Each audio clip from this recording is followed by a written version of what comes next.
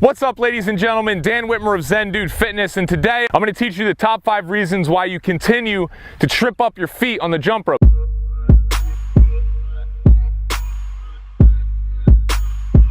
Now, I understand this can be a very frustrating thing when starting out, but please understand that even Brandon and myself had this issue when we first started jumping rope.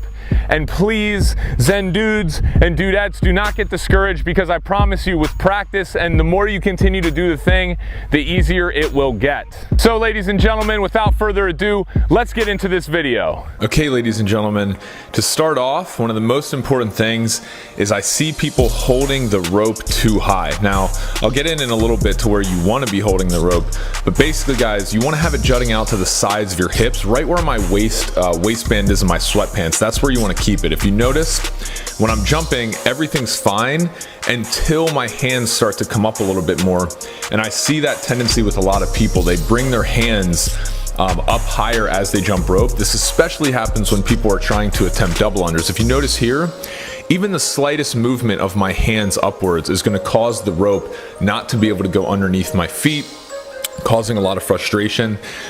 So even when starting, guys, I would over exaggerate this and purposely keep the rope kind of low so that you make sure that it gets underneath your feet. And as you'll see here from the side, everything's fine when I have it at my waistband, and then as soon as I move my hands up, that's when I hit my feet with the rope. And this is probably the biggest mistake that I see from a lot of people.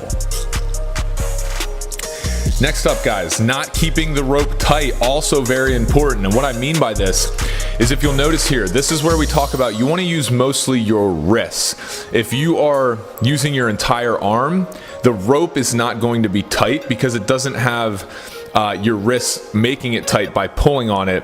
You're essentially just forcing the rope around, but you're not really keeping the rope tight by controlling it with your wrist. So if you'll notice here, my elbows and my shoulders are doing a lot of the work, but that's an issue because then my wrists aren't tight and aren't able to carry the rope. Now, if you notice here, this is how you want to do it. Notice how basically the only thing working in this situation are my forearms and my wrists. And notice how the rope keeps that nice tight U shape. That's how you want the rope to look, whether you're doing tricks, whether you're just doing regular bounce.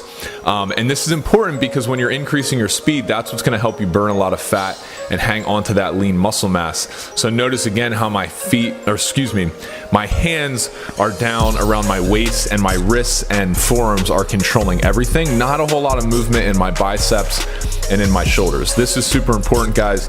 And remember, don't get discouraged if you are doing some of these mistakes and you need to practice a little bit more. Brandon and I were once there as well, so don't get discouraged, guys.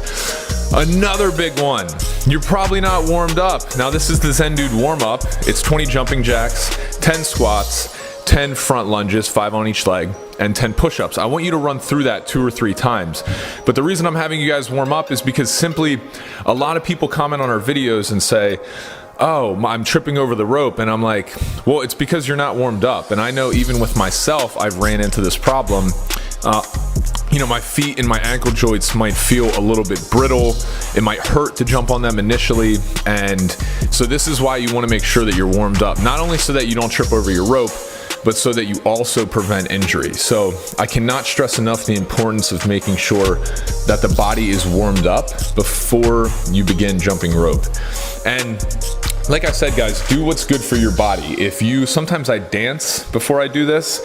Sometimes, you know, I'll run through this, warm up 3 times, not usually 4, but if you feel like you need it, that is totally fine. Ladies and gentlemen, that is totally fine. So warm up, people.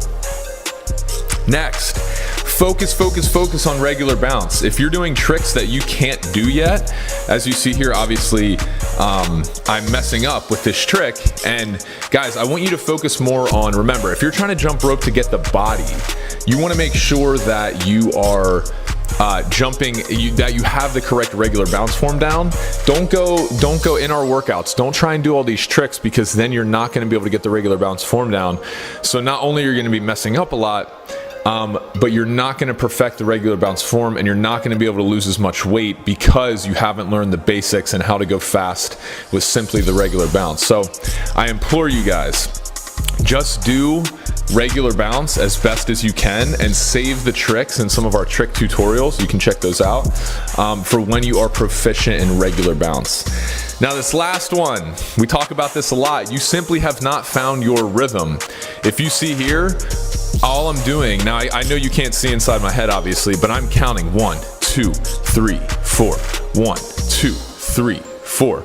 And that little, I'm matching the click of the rope along with counting my breaths from 1 to 4 and then repeating. So another way to do this, guys, is through music. And by using music, you can definitely connect your feet to the rope. And this is also gonna help with tripping over the rope. I know that music is something that a lot of people use. I use it myself, even though I'm at the point where I don't need to worry about messing up, but I still do mess up, and please understand that. Also, guys, have fun, dance, do the thing, ladies and gentlemen. Comment below, let us know if you have questions.